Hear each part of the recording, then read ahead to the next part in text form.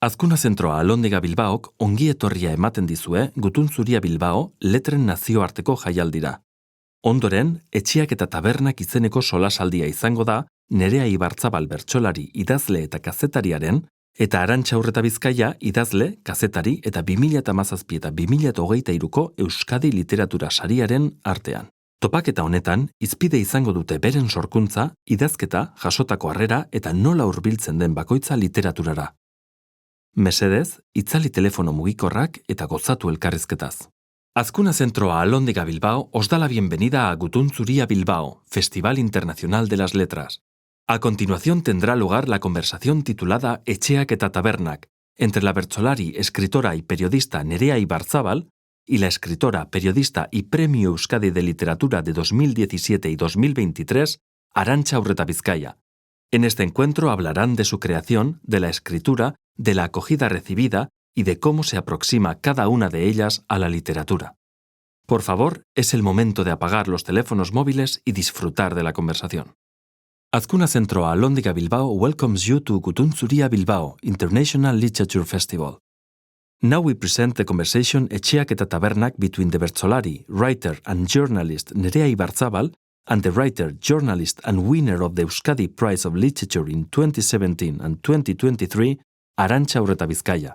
In this meeting, they will talk about their creation, writing, how they have been received, and how each one approaches literature. Please, it's time to turn off your mobile phones and enjoy the conversation.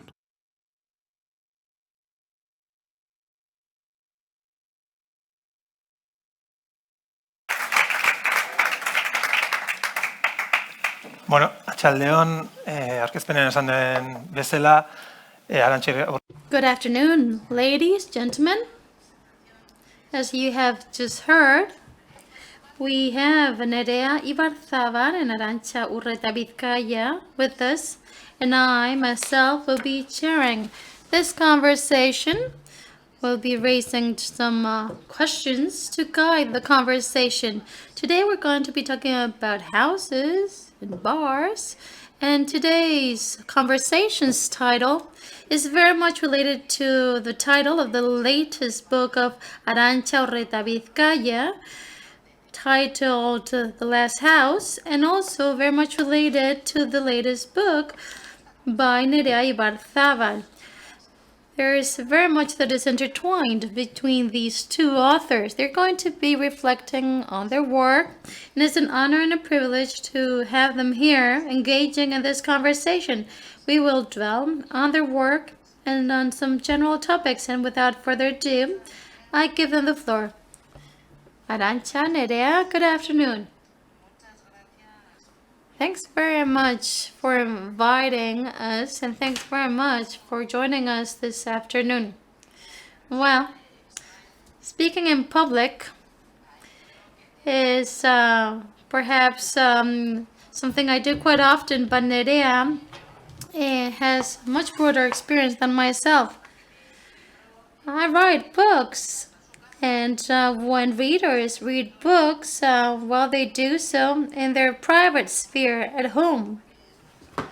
In your case, since you're a bertsolari, you're very much used to witnessing the reaction of the audience live. When you perform, when you do your bertsos, you are constantly engaging with the audience. And I hope I'm able to do a good job speaking in public. In an interview that I've read, you said that in next life you will perhaps be a bertsolari. Yes, that's on my bucket list, yes. In my next life, I'll be willing to be a bertsolari. John Maya, when he published Rio Mundo, he visited Hondarribia, and we've been working together, him and I, for some time. One day he told me, well, the book has been published for some time and on sale, and nobody has told me anything. Well, welcome to the world of literature. And to a certain extent, sometimes this can be very, very tough. when you perform, you know whether your work is connecting with the audience or not. And you can always adapt your versos, what do you see? In the case of literature, everything is chipped on stone, on the paper, and you can interpret whether readers like it or not. But, well, it's a completely different medium. And it's different to receive a response on the spot as opposed to receiving it subsequently. A text and a verso is very different. For a text, you may have 2 3 years. For the case of a verso, a verse, you can have seconds. And depending on your level of perfectionism, you can devote years and years to writing. I myself only have one book under my belt. You have a much broader experience yourself. Well, for me, it's much easier. I close the door of my home and I say, that's it. There it is. And as I was saying, in my next life, I'll be perhaps engaging in a very different activity. And in the case of Bertolaris, the response from the audience is an immediate one. In our case, sometimes we don't even know whether there will be a response or not. Well, you read the press to see if someone is covering your work. In your case, have you, well, been very much affected by the role of critics? Well, I myself don't, read the critics and the press, the reviews, perhaps because I myself don't consider myself truly a writer. The process, the creative process of the book is something that I live with a certain degree of distance. And in your case, your book has been awarded with the Premio Euskadi. Has it opened up many new doors for you? Well, I often say that writers are unaware of what they've done. One writes, you know what you want to do, but you really don't know what the impact is and what you've done. And sometimes you're unaware of what you're putting in writing on paper. And I think it's for readers to interpret, and readers are the ones that are right. Sometimes people say, well, these writers write with very long sentences and they love talking about their work, boasting about their work. I don't think it's the case, to be honest. We need to listen very carefully to authors. I wrote a novel that I thought was a love story, but I was the only one that saw it as such. Others didn't interpret it that way. In any case, sometimes I received very harsh reviews, very negative reviews to my work. And this is something that is extremely hard to digest.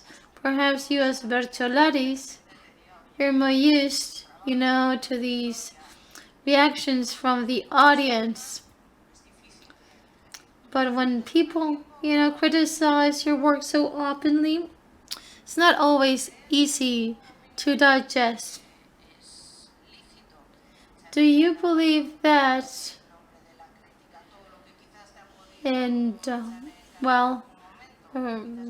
those critics are entitled to raise such a degree of criticism? Well, in my case, the reviews are ad hominem, and I myself do not forget those very harsh reviews. In our case, feedback,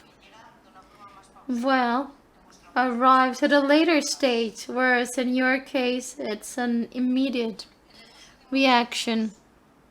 Over the past years, we've been talking extensively about book clubs, for example. This is a growing phenomenon. And it's true that there is a sense of proximity with the reader.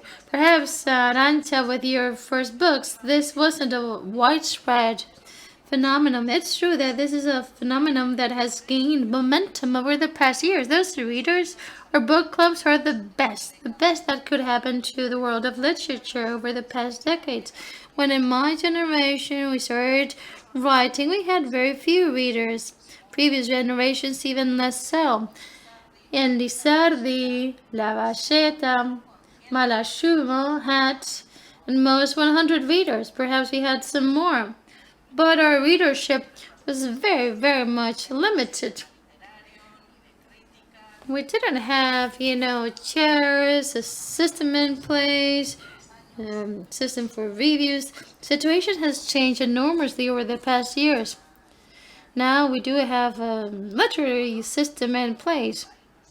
And it's like a bonsai, a miniature tree. It's not the Guernica tree, but it's a beautiful small tree that we need to tend to. I have bonsais at home, and that call for green fingers, and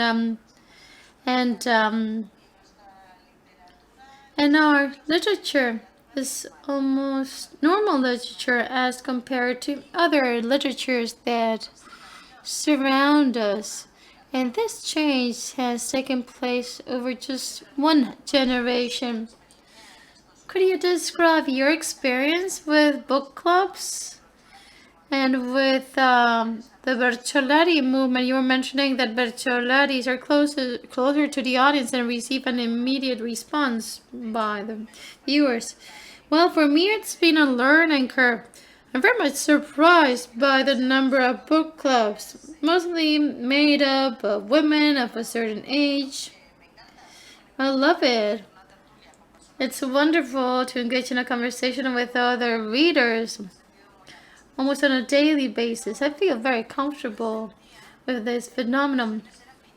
But sometimes I have the feeling that I've already said everything I had to say about a book, and sometimes I think, well, everything's been said.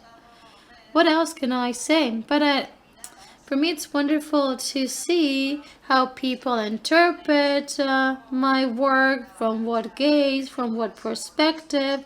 As Arantxa was saying, readers find or spot some symbolism that perhaps you as a writer were completely unaware of.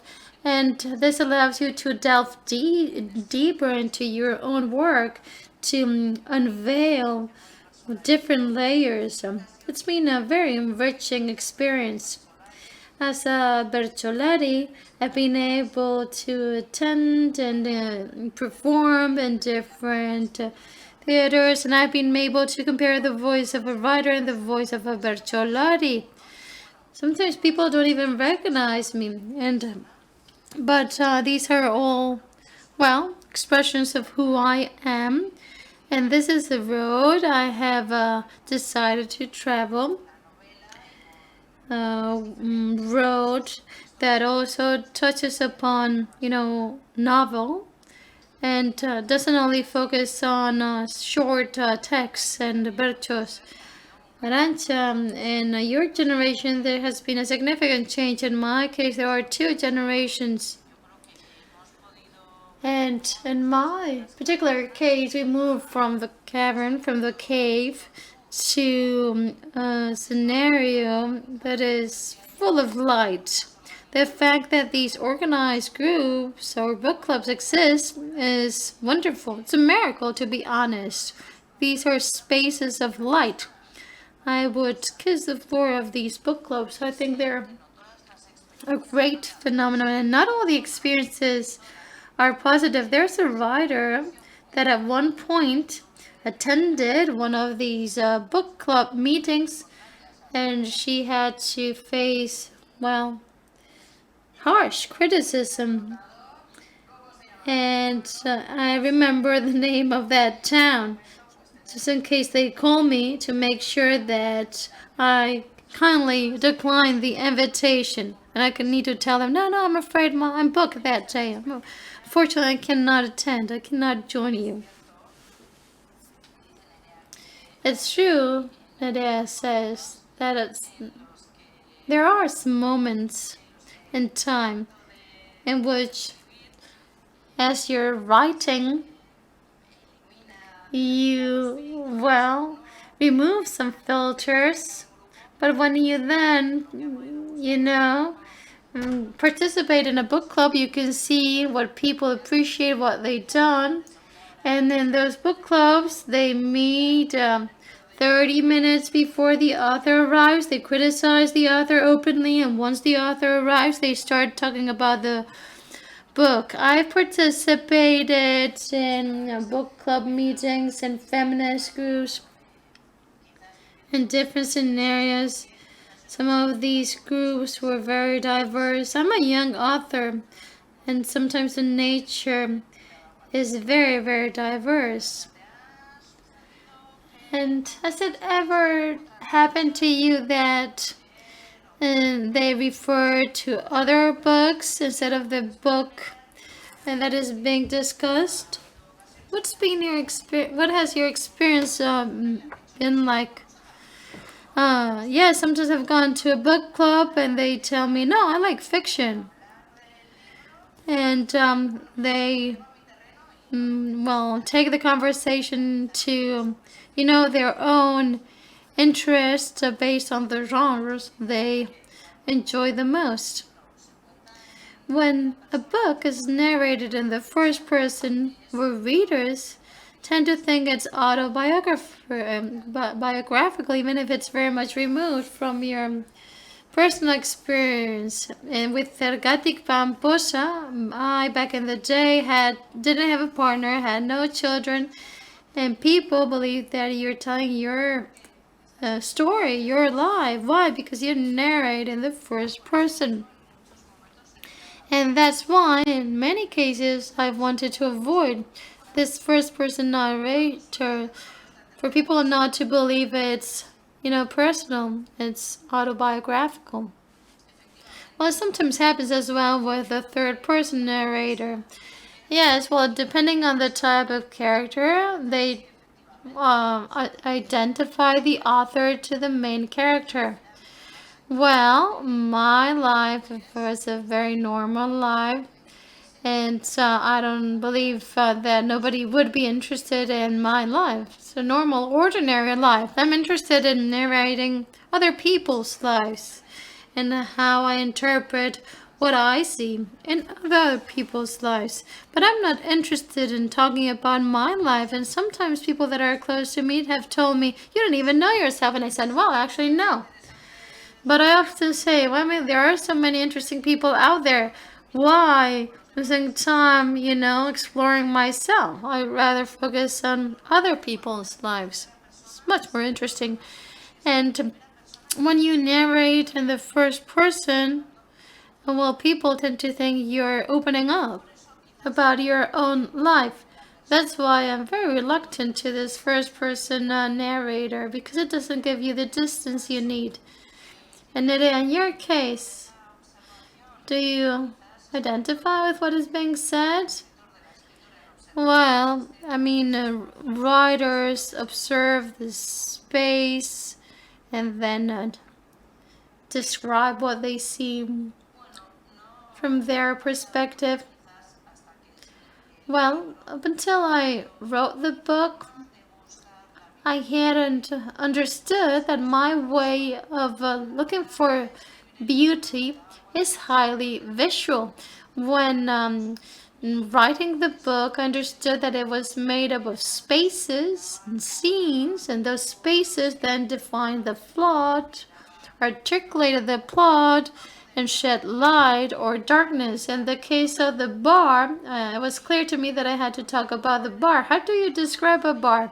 That bar, that club itself, well, they didn't allow for, a very easy way of narrating the plot. I thought, well, first I need to describe the club, the bar, and the chaos in that environment. I believe that it was very important to set the scene. And I also needed resting times in the bar so that the bartenders could engage in a conversation. The bar had to be open. Is your bar dark?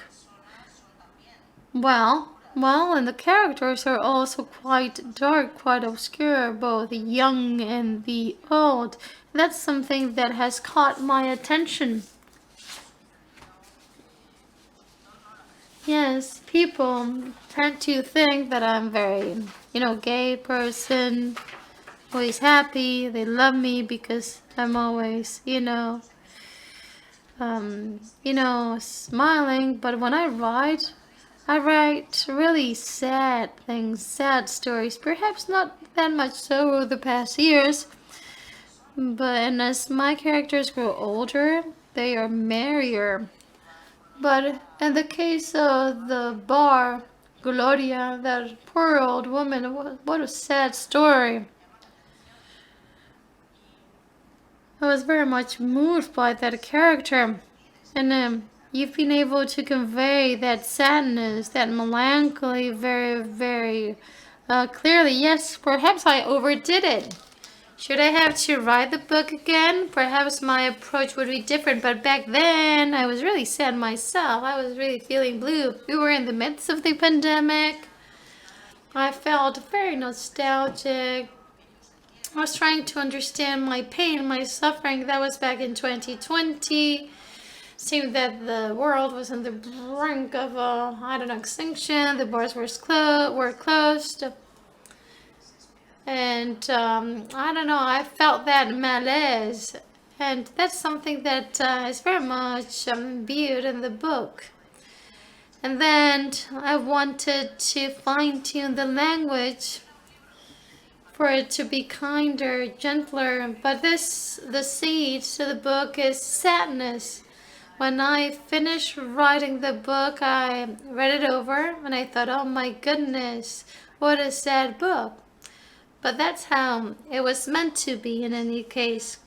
Your book is set in the border between the rural world and the urban world, between the rural area and the city. And that's really an unknown world for me. My work is always set in the city, which is the setting I'm familiar with. But I found that your setting very, very interesting. It's the border that is there, that can be crossed. And when you talk about Donosti, San Sebastian in the book, one would think it's New York. At least from the gaze, from the perspective of the characters in your book. Yes, and those characters I have a very specific gaze.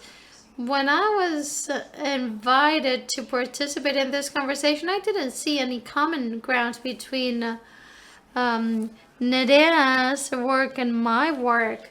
But when I revisited her work, and it's dawned on me that there are many, many ties. Over the past days, I was also reviewing the Spanish translation of ARANTXA, and when doing so, I've come to understand that the way you speak flows very, very smoothly. And when things flow, sometimes, they can flood the surrounding or adjoining areas. But when I was reading the Spanish translation, it sounded harsher, whereas in your case, the flow was much, much smoother, was gentler. That's not a feeling that I had with the Spanish version. And perhaps the translation could have been done differently, but this is something that caught my attention. Your book flowed so smoothly. Bar Gloria is going to be translated into Spanish as well. And it's true that when you translate a piece of work from one language to another, sometimes it's hard to identify the source text and the target text. Those are two different language codes. Perhaps in Basque, there's this fluency that is more inherent to Basque than to Spanish language. For me, it's really hard to revisit my own work in whatever language. I always, have this urge of wanting to change my work. I don't like reading my books, to be honest. I only read them if they are translated. And I'm no longer the person who wrote that book. It was who I was back in the day when that book was written. I always feel that urge of adding or removing passages. What would you do? Would you add or would you remove? I would remove, says NEREA. And ARANTXA as well. Yes, I tend to remove from text. And of course, this is endless. There's when NEREA was saying that initially the work was much lengthier, it unveiled and revealed much more, but thanks to my publisher, it's being pruned. There are many ellipses. Oh, I love them. They're so elegant. Some readers have complained about this literary figure and its presence in the book. ARANTXA, I very much enjoyed reading your book because it did prompt in me hope, feeling of hope. And I concluded that the last years of life, in a person's life, can be a very exciting adventure with interesting and exciting life plans. I love the fact that you've opened this door. I love how your characters age, and depending on how they relate with their past, they engage in one way or another. You need to reconcile and come to terms with your past. Well, something happens at old age that you need to understand. Age levels us, puts us on a level playing field. That's my feeling. What happens when we age, but of course not all youngsters are the same or at the same level. And let's imagine that we're reading a novel and they ask you, what's it about? Well, you wouldn't say it's a book on youth. No, you would say, no, it's about young people in trunks or young people in unemployment. And when you talk about old age, what people say, well, it's a book about old people. And it seems that everything has been said. This is far from being the case. I've got nothing against traditional aging, but I know I don't want to get old that way. So maybe that shows in this book, even if I didn't really intend to do so. Well, I really like where you talked about the home for the elderly, where you consider this like a place where you can come in and out, like a temporary destination. You go there, you fulfill a mission, and you tell the director, well, I'm leaving, bye, this is not a cemetery. No, this is like a place for an adventure, and I think this gives ground to imagination. When I was your age, the summit of life was the youth, or rather the opposite. No, it was maturity. It was like the summit of your life, and we were just learning, and we were trying to do our best to reach maturity. And when we were young, we tried to pretend we were sort of older, more mature, but then the 1968 came and that turned everything upside down. And then we decided that the best in life was youth, or the summit of life was youth, and that is the way it is since May 68. So you reach your summit when you're young, in your youth, and then it goes downhill towards the end, towards that kind of cliff. And that idea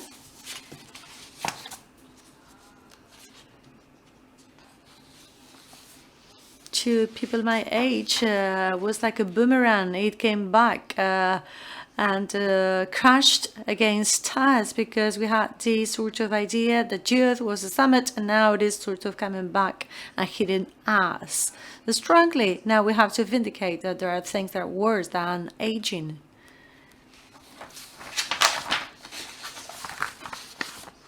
He says that you previously mentioned the line that divides the urban space, the cities, and that character lived in Paris during May '68, but now it's related to that situation in a different way. Now when she goes back to Paris, she doesn't feel that much at ease. She's not longer admire the city that much. She does not longer have that huge admiration for big cities, and that is the case with older people.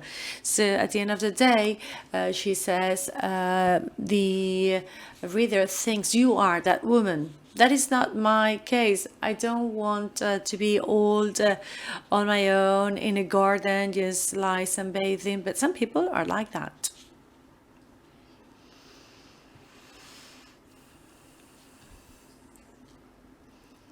And somehow what there is behind that is a certain vindication of elderly, of the older age. Some people say, well, if you say I am old, and people will tell you, no, you're not old, you stay young, you feel young, you have this very young mind. But we have to accept that there is like this dichotomy, young equals good, old equals bad. And if you do not accept this, well, things then get different. Today I bought the País, the newspaper, while coming to Bilbao, and there is an interview to a French actor, and I could not read it very well, but excuse me, because I am old and I need my glasses. So, well, he was saying something about the elderly, and I sort of supported.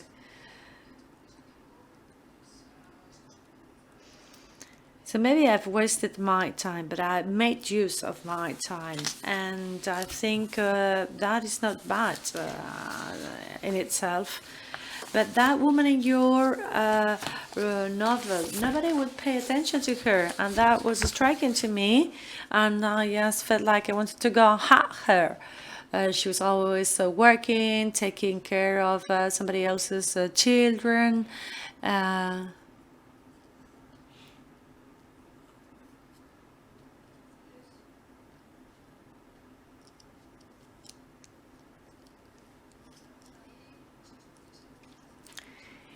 Women, we have this feeling that we are there sort of praying. I am like nothing. It's just all the others that are important. And this is something that repeats constantly. And I think this is what the old lady in your novel is doing. She's sort of saying, I am nothing really. The others are more important. So then you become a saint. I am sure I get you go straight to heaven. But while we are here in the Earth, in planet Earth, I don't think that is a very good idea. Yes, that is the bit that says NEREA. Well, it is not only about this dichotomy in between the city and the countryside. Well, I have many ladies like her in my life, and many bars like that, many bars called Gloria, and in every kitchen in these bars there's always a woman that is like really the most important piece of that kind of bar, and she's there in the kitchen preaching and she sort of says nothing, and she fights for everything, and this is why things do not change, and that is pretty hard. We have very clear ways to be a male, because men, they have ways to go out with friends, to laugh, but women, they do not have the shelter. And I like a line in your book, and that is where the red haired learned that beauty can be used for your own good, at your own convenience. So there are these two old women, and the red haired, she learned how to make use of her beauty for her convenience. And the other one is just in the role of a very, very obedient lady. Maybe, yeah, but there's no other way around. Well, she didn't find any other way around. And yes, both characters were written in the present, but I think in your novel and mine, present is used in a different way. There's a certain specificity, and this is not the case in other languages, because in present tense, in Basque language, sometimes it sounds like the past. I'm not going to get into further details, and I'm not going to explain what that tells us about the Basque people.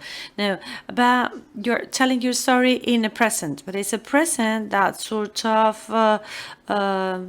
goes back somehow in time. And I think this happens as readers go along with your book. There's some flashbacks as well. There's kind of a turning back into the past. So it takes you back to the past. So I thought maybe by page 10, readers are used to it. And they get used to it, because nobody ever mentioned that, not to critics, not in the book clubs. And somehow the present, and nobody has said the present there is not very well used. Maybe there is a way to move forward. So this is how we get away from the standards. You decided to tell your present in the past because it's a story from the past, so people would think it is more logical to talk about it in the past. Did you think about it? Yes, of course I did, she says. It was not clear to me at all. I did not even write anything before. I just started in a very organic way. Then there were these flashbacks into the past. But I did not sort of think too much about it. I had some doubts, but maybe I did not sort of dedicate too much time to my doubts. I did some trial and error, so I used the third person, but I might as well have used the first person, because in fact it was like a trial and error. I was sort of playing, because I did not even expect the book to get published. Yes, and there is something similar, says ARANTXA, and this makes us equal, because I didn't think they were similar at all, our books, but in your book and my book, there's no God, not church, or anything alike. There aren't any of these elements, no gods, no churches. And it's quite shocking, because in our society, you know, I think this is a pretty present concept. It is all over. Well, in this case, the story dates back from some years, and we could think, yes, we should talk about those things. But where is the novel sort of located? In the 80s, 70s, somewhere in between the 80s and the 70s. I did not precise a year, because I took some preference from different years.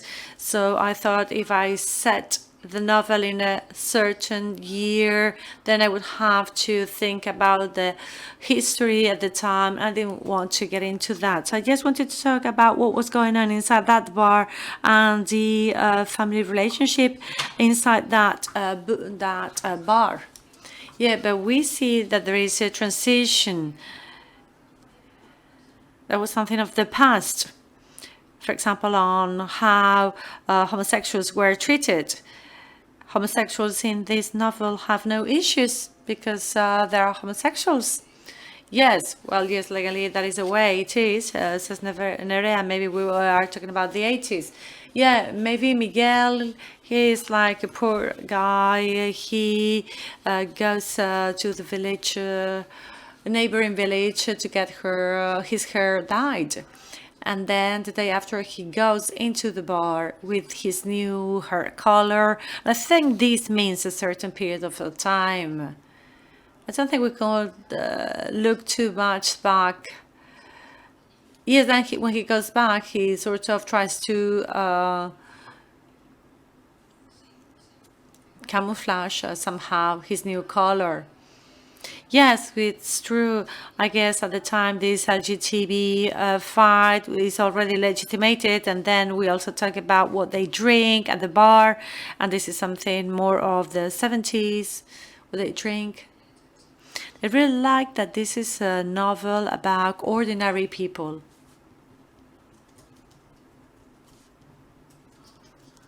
Not about like exceptional people or exceptional lives. They're not poor, they're not too rich, they're just like ordinary people, good people. And usually literature do not talk about this kind of people. Usually literature do not talk about these kind of vain, ordinary lives. And in fact, in my novel, I made my main character be a bit richer, more wealthy. Maybe this is something that was sort of underlying somewhere in my mind, or maybe it's something I aspire to become myself, but maybe it's too late in my particular case to sort of want to be well off. But usually ordinary people are not portrayed not in our literature or in any kind of literature. Well, I liked many things in your book, says NEREA, how you use the red color, the gig, the lips, and this idea of being sort of disguised and the space we inhabit.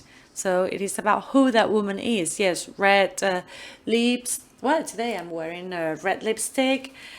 I put on some red lipstick because I was going to be on the Basque TV. I usually don't use red lipstick.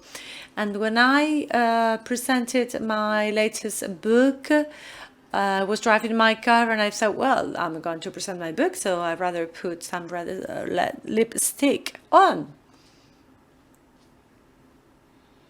So I parked my car. There's an issue with this lady's microphone. So I parked and I went immediately in the search for red lipstick. So I went into a shop and I said, I want a red lipstick. Do you want it shiny, glossy? You want it permanent? And I went like, I want just red lipstick. So there are very nice also stories about red lipstick.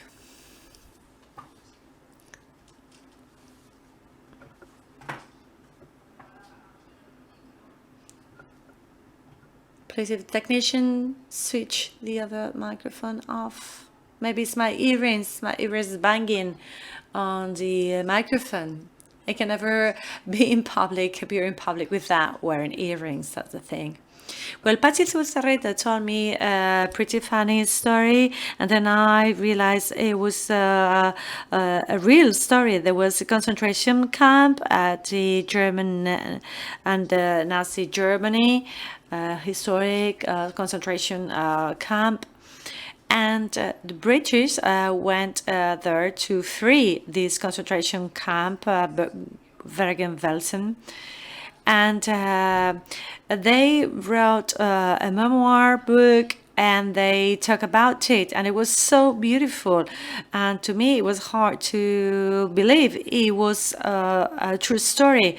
So the Red Cross sent to this concentration camp medicines and also red lipstick. And I forgot the name of the main general at the time, Mr. Whatever. He said, like, what is the Red Cross doing, sending us some red lipstick? These people are starving, they're dead skinny. Still, they gave every woman a lipstick, and it was impressive to watch those starving, skinny ladies wearing red lipstick. And many of them, they died. And one of them, since as I am holding here my earring, one of those ladies, when she died, she had inside her palm, her hand, she was holding the red lipstick.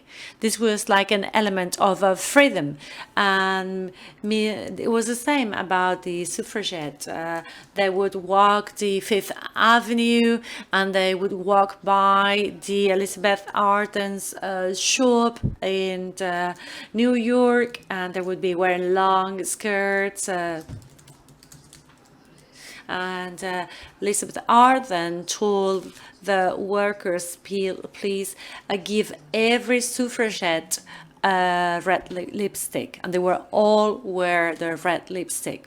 These are beautiful stories, are they not? Well, I think we're going to call this a conversation to leave some space for the audience in case they want to make questions. And I'd like to ask you, beyond books, Nerea, in your particular case, this is your first book. What was your experience as a new writer, novel writer? And ARANTXA, if I remember well,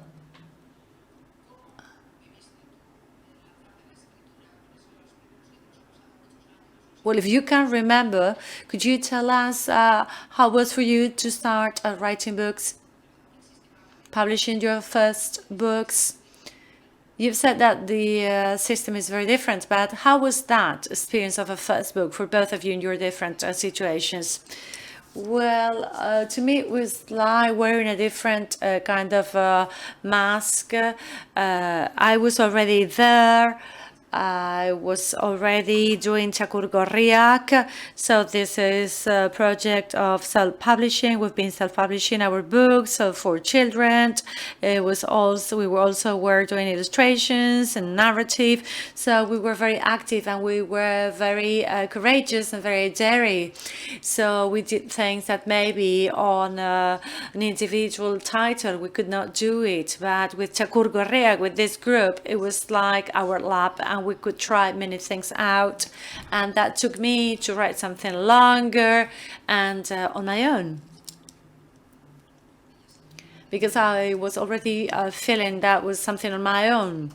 But it's true, it's also very good to see creation from the point of view of group activity. We would work in this cooperative all together, like part-time. And then we could think about collective creation. We could leave something that is very collective. There was a debate that was very enriching. And then there was the seed for something else. We were all poets, painters, and it was very difficult to put all this together. But there was a seed for something else already, and that was making it all possible. And this is what I learned from that initiative.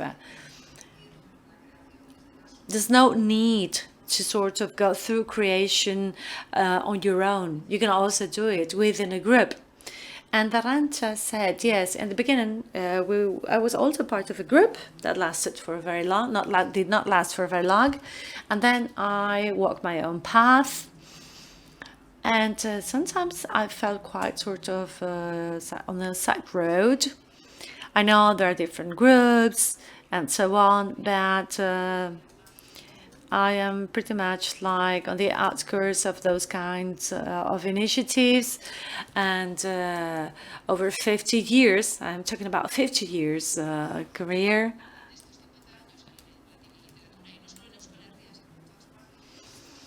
Not only in the Basque Country, but everywhere, I think literature is no longer playing the role of a main guideline, of a central element. We're no longer like the main element of a culture. Now we have audiovisual elements, and these kind of being on the sides of, on the edges of culture. Now I like it. I think it's quite reasonable to be sort of on the side of it, because at the end of the day, planet Earth is also sort of on the, it's part of a galaxy. And I like it. We're not in the center of the galaxy, we are on a side, and I like that. And that is sort of quite relaxing to me, because making a living out of literature, I think nobody can really make it. I don't know if John Artechi is maybe the only Basque writer that makes a living out of literature, and I say so because he said so, because most of us, we have other works, and I don't think that is bad.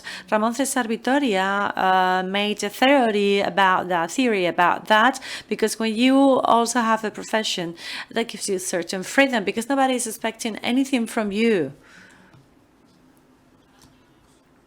I can publish a book every so often. You're 60 years old and you are there on the edge, and being on the edge is not that bad. You can do what you feel like doing. Nobody is putting pressure on you, and nobody is pushing you to do anything. So to me, I feel very much at ease there. Okay, we call this a conversation, if you agree, and we open we open then the conversation to the audience.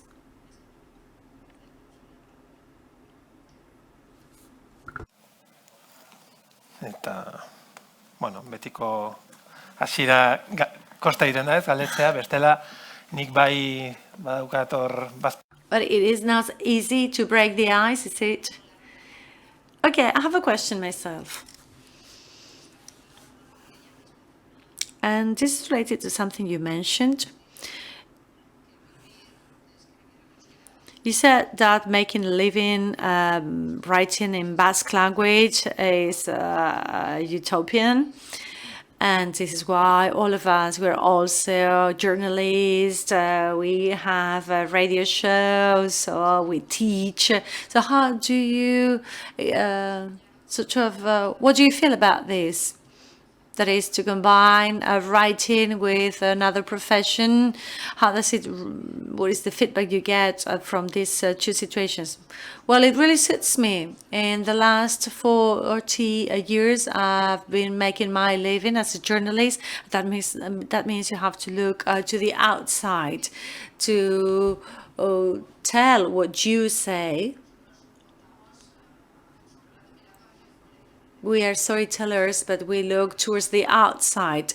And when you are writing, you look toward your inside. And I like these both gazes. I never had to make a choice. I like both. And I like these two gazes. I would never sort of drop one for the other. Were you never tempted, he asked, to only make a living by writing? No, not really, says ARANTXA. There was a certain period of time, like when for a period of 10 years I would not write at all.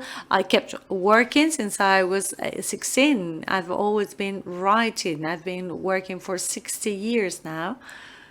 But I never had that sort of pressure, because trying to keep towards to try to look into your inside constantly. No, thank you. I wouldn't like to only have to keep on only gazing into my own world. That will be boring to me. I fully agree, says Nerea. Yeah, I think you are a journalist and a writer, and I am a Basque free poet, improviser, and a writer. So when you are improvising as a poet, as a Basque poet, yeah, it is hard work, and you have to sort of think about yourself constantly. And sometimes I also work as a journalist, but then when you get to the weekend, I was very, very tired if I was working as a journalist full time. So what I really like is working maybe part time as a journalist, and then over the weekend be a Basque poet and improviser. Also, sometimes there are periods. Sometimes you want to do it for 6 months, then something else for another 6 months. And also, I am talking from a financial point of view. It's good at least to have like a part-time job. But it's not always easy. It's not easy for anybody. And I think people around me, now they're all having children, then, well, we are independent workers, so it's difficult to get leave, and then you have to think about how to survive, how to pay bills, make a living, and then you cannot really think about whether I write or I work. I think in the field of literature, and also in the Basque poetry, there are many young women. I'd like to know how many of them they reach my age without giving up.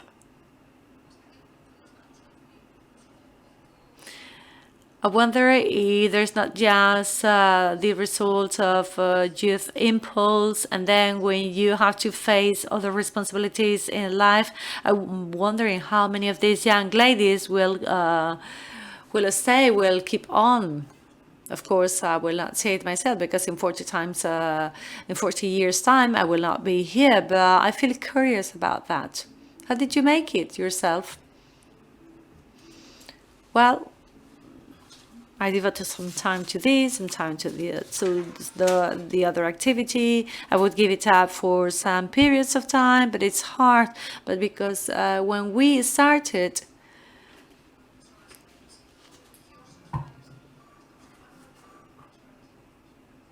we're talking about teachers that write. At the time, many of the teachers used to be sisters, nuns, and now it is more about lay teachers. And then now they have these issues about how many credits you get for your job, and I think they get into that sort of loop, and I decided to go another way.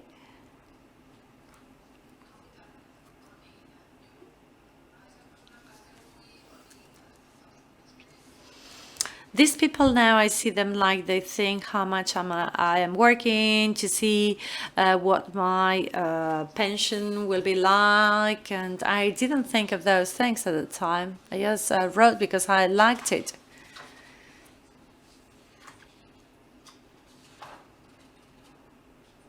We've got 5 minutes for questions.